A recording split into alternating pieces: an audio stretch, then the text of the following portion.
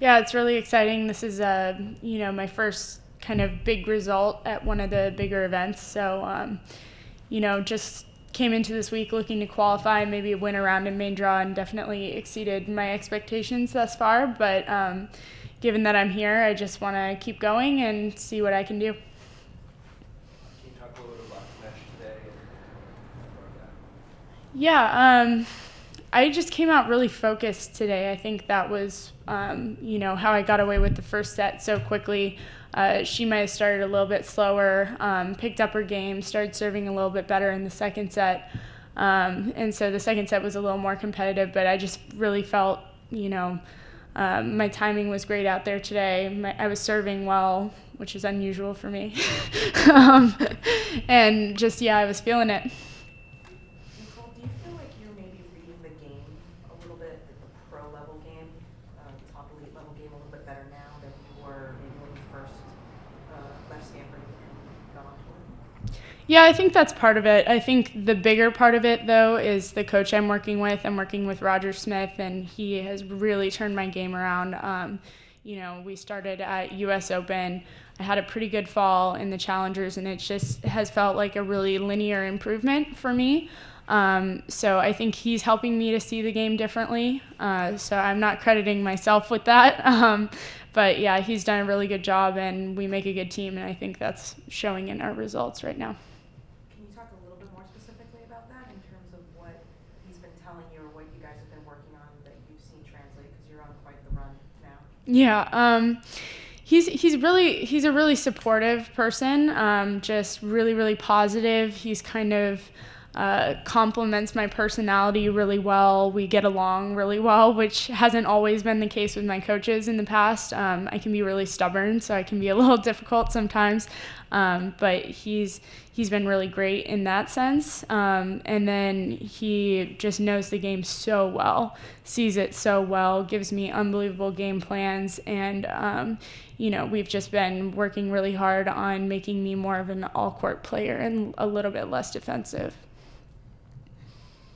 Does the fact that you've been here and played through qualies and had some really big wins give you some confidence going into face Kvitova in your next match? Yeah, absolutely. I've played her a couple times before, also on some pretty big stages. I played her center court at New Haven and center court at U.S. Open. So I guess it was Armstrong at U.S. Open. But I do feel like I've gotten to see what her level's like. Both matches have definitely been in her favor, but competitive. So I'm just looking to hopefully get a beat on her serving early in the match and see if I can make it into a slightly better match this time around. Anything about the conditions here do you think might work to your advantage or maybe be an obstacle? Yeah, I've been hitting the ball a little bit heavier, which I think picks up really well on these slower courts. So I think maybe I'm throwing some people's timing off a little bit, not sure. But I have been really enjoying the conditions out here. I think it plays fast through the air, but also kicks up off the courts, which is nice for me. How long did you live in Santa Monica? How old were you when you moved to Santa Monica? I lived in Santa Monica from the time I was 17, so like a year of high school, and then my family lived there until I was like 20. But I was at Stanford, so. So much of your life you lived in Ohio? I lived in, it's confusing. I was born in Cincy. I lived there till I was 3. Then I lived in Cleveland from 3 to 14. Then I moved to Manhattan Beach, and then I was in Santa Monica. And now I'm in Marina Del Rey. I've had a few residences. So do you have any kind of history with this tournament as a fan?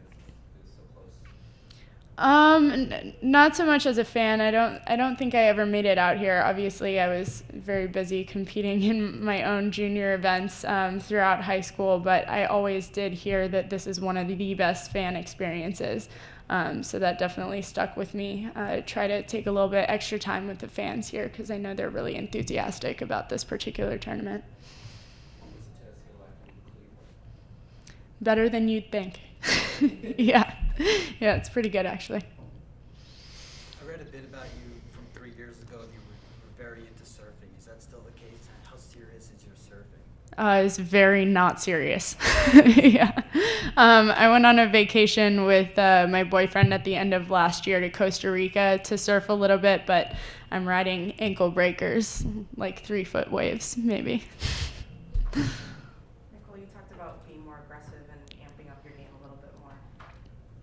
A lot of players say that who may have traditionally been seen as like counterpunchers or defensive players. Do you think that a defensive-minded player can be a top 10 player on tour these days, the way the game has evolved? Yeah, absolutely. I think there are a lot of players who are known for their defensive skills who are in the top 10. You look at Radwanska, you look at Caroline Wozniacki. Okay, so Caroline's not top 10 this year, but I have every confidence that she'll be back there.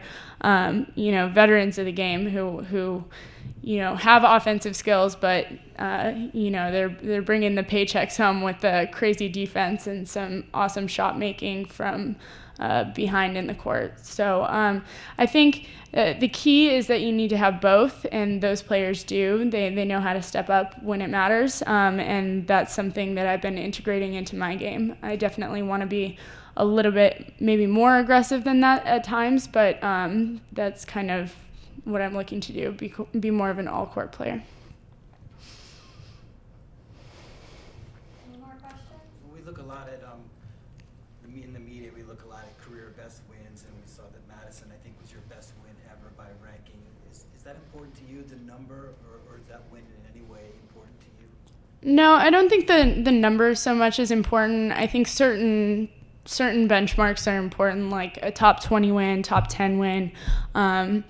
So it was definitely a big win for me, but I don't really look at it by the numbers. I look at it as, okay, I'm up against a girl who just made 4th round at Australian Open, just to kind of view where my level is at versus where it needs to be, because at the end of the day we see a lot of volatility on WTA, so a top 20 player may not play like a top 20 player on a given day. I'm definitely looking more at how I'm playing and how it's matching up against how other players are doing.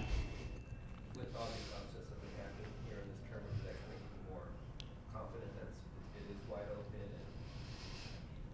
Yeah, I don't think I would call a tour with Serena Williams on it wide open, but other than that, yeah, I would say so. I think a lot of us players in the 50 to 100 range are looking at these upsets and saying, okay, this is something I can do.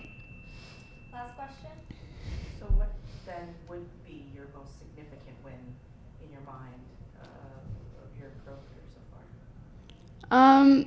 The win against Madison the other night definitely ranks, but the one that I would look to as kind of the biggest hurdle to get over was my second round at US Open in 2014, taking out Pavlyuchenkova. Just the nature of the match. I had a match point in the second set, didn't get it.